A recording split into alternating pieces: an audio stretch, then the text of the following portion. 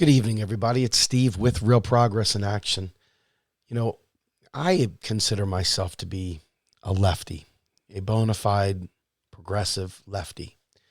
And it always pains me when I watch TV and I watch the news and I read, and it's always neoliberal, right? It's always that neoliberal mindset. But then there's the other side of this, and that is the left. The folks that are just not willing to participate in what they see as a charade within the duopoly. They've checked out. They're supporting candidates that people have never heard of, talking about things to people that have never been listened to, in rooms that will never be heard from, with people that genuinely are good people that want to see change happen in America and around the world.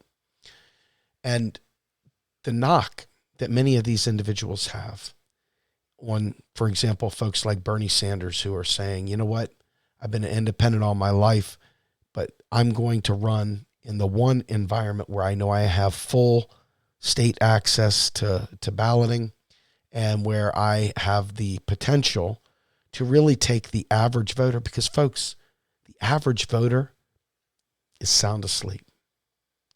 They're not some woke left radical. They're not some friggin' ideologue.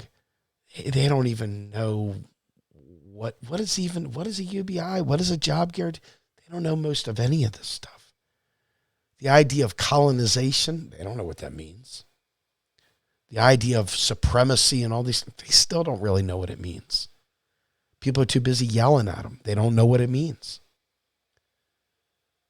But the left, the super left, the so woke they're not involved left, the left that has taken themselves out of the game left, they've left. These are many of my friends, many of the people I actually really love and care for. And they're sitting there perpetrating the exact same scenario. Some of them claim, Bernie Sanders knows the system's rigged against him, yet he continues to take money from hardworking people. Well, I don't believe that. I believe Bernie Sanders thinks that he's got enough power, enough people following him, that he can overcome the rigging. That's what I believe he believes. But for those people who really believe that, and let's say it's true, it's not, but let's say it is. What's the difference with pouring money into candidates' pockets in these vacuums where absolutely no one's heard of them? They're not changing anything. They're not out there. They don't have enough power. They don't have enough visibility. Their social media game sucks. They have no means of getting their message out even to other like-minded lefties. They purity test even their friends. So even if they could get on shows and do things to spread their message, they won't. And they push away people that are very, very much friendly to their cause, but have maybe chosen a different path because they believe that time is of the essence and we don't have 40 years to create some movement with 10 people in a room in an old church somewhere. Everybody has a different calculus. But it is heartbreaking to watch these good revolutionaries that could help really, truly tip the balance of power. But they've become so woke, they've checked out of the game, and they are no longer really making any difference. And that's a shame. That's not to say you should be checked into the duopoly. Make sure you understand what I'm saying here. But don't confuse cynicism for being woke. Don't confuse cynicism for intelligence. And don't consider cynicism as a substitute for an actual plan to get something done. Folks, it doesn't take much to see how difficult it is to organize regular people. You can see some of these folks in third parties and stuff having rallies. They got 2 or 3 people in the corner with a cardboard box sign saying, whatever it is they're talking about. A noble cause. But the messaging, the framing, the way it's said, the attraction or the lack thereof to average people means that it is never going to catch fire unless they figure out a better way. And it has broken my heart for years now, watching what I consider to be just unabashed recalcitrance and an unwillingness to try to move the ball forward. They hunker back. They get into enclaves. They talk about things.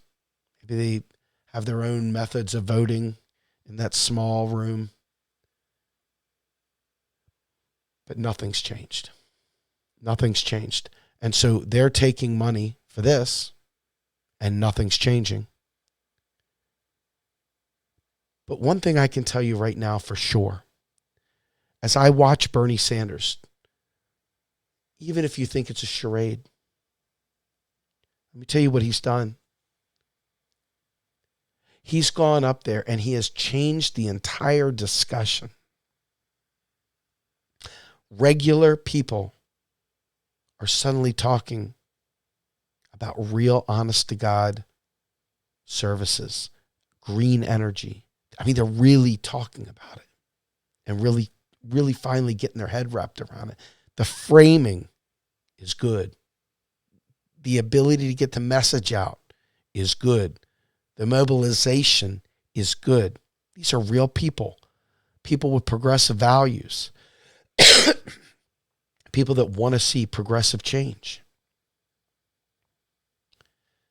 Now, for me, having watched this for years and years, I don't know that it'll ever come to an end. This is probably the way it will always be. But I'm hoping that a few of them, while they're building their outside power, realize that working with the one person that is actually fighting for at least democratic socialism, that is at least fighting for a robust plan to make people whole. And folks, let's just be very clear. Code Pink, the largest anti-war organization, has Bernie Sanders ranked as the number one candidate for anti-war issues. Yes, above Tulsi. Yes, above all the others.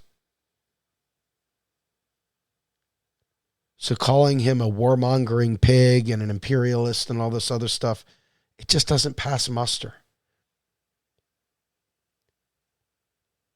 You know, unfortunately, there's this thing called a primary. And we already know how primaries get rigged. We've seen it before. It may happen again. It may happen again. And you're going to want all those burners to support you guys. You're going to want it.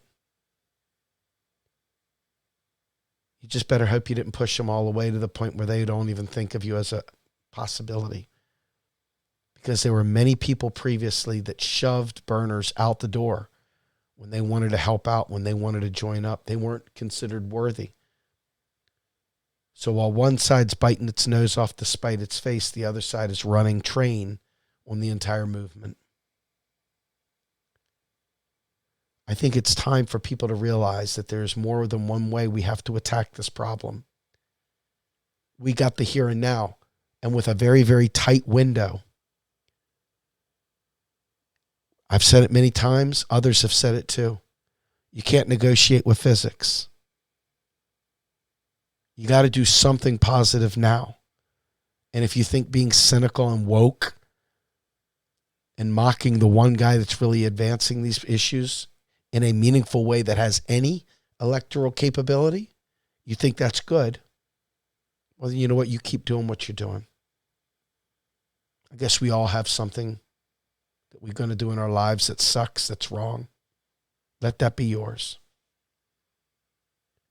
But for the rest of you who think about things like I do, you think about, got this really tiny window of time to try and capture this, a moment like this, it just doesn't happen very often.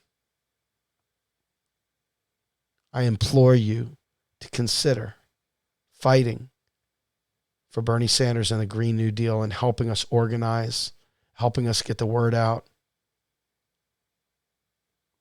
helping us fight the establishment. And then, if for some reason he's screwed, you guys have built enough bridges, built enough relationships, kicked out Crazy Train and stuck with what works, that people will be interested in joining forces.